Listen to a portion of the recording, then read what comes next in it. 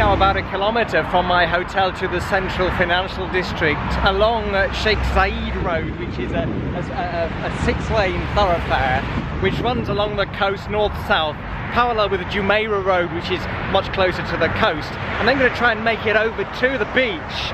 The distances are huge. The one metro line is too many blocks in for me to get to easily. There aren't that many stations given the scale of the place.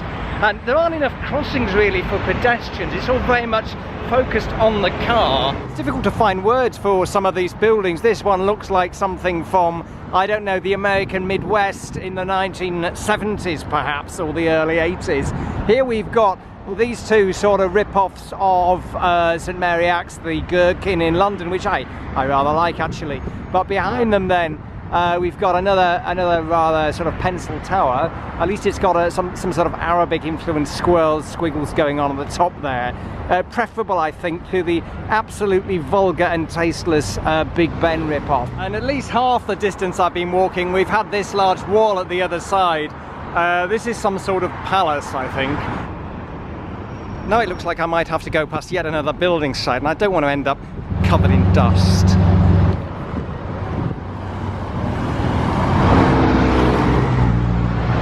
There might be a bit of hyperbole here, steady on chaps.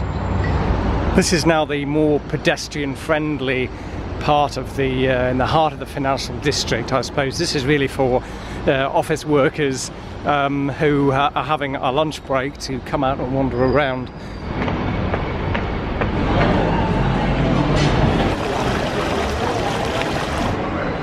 This is the International Financial Centre. It's of course the business district, and there are lots of art galleries as well. I think plugged into the international art market, contemporary works, some of which peering through the window looked really good. And there are places for business people to eat at lunchtime. There's supposed to be a bookshop specialising in books about the culture of this part of the world, though I haven't managed to find that.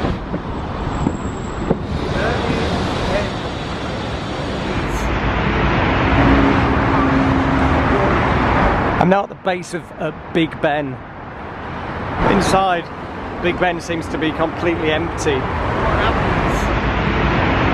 This is a virtual vending machine.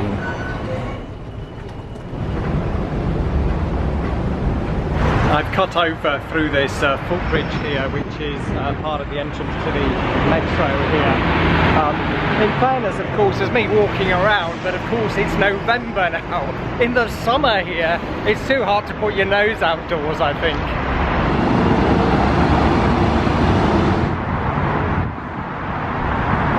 Financial centre glistening there on the eastern side of the Sheikh Zayed Road. On the western side it's the Zatwa district, which is a lot of dusty empty parking lots, low rise, more busy roads, noticeably far fewer European expats, if I can put it that way. A lot of Indians around here, and generally it just seems a less well-off area. Well, they told me there were diamond encrusted and gold cars here, so maybe this is one of them. Now everything's sort of covered in a layer of sand dust, which is nobody's fault, of course. This was all desert, which is an amazing thing to think, but a few years ago. At this point, I'm giving up my attempt to walk from the hotel through the financial district to the sea and the Jumeirah Mosque, Jumeirah Open Beach, which I wanted to see. It's just, there are too many roads, building sites. You can probably see the Jumeirah Mosque there in the distance, but it's just too far away, too difficult to get to, so I'm going to have to resort to a cab. I just got out of one cab because the guy who'd just been driven by the driver came back and said through the window, this guy doesn't know where he's going, he's all on GPS. So I'm going to try and find another cab. You can use Uber as well, there's Uber's working here, so that's another way of getting around. Look out for the next Dubai Days vlog. It's Dr. P gets high, or carry on up the Burj Khalifa.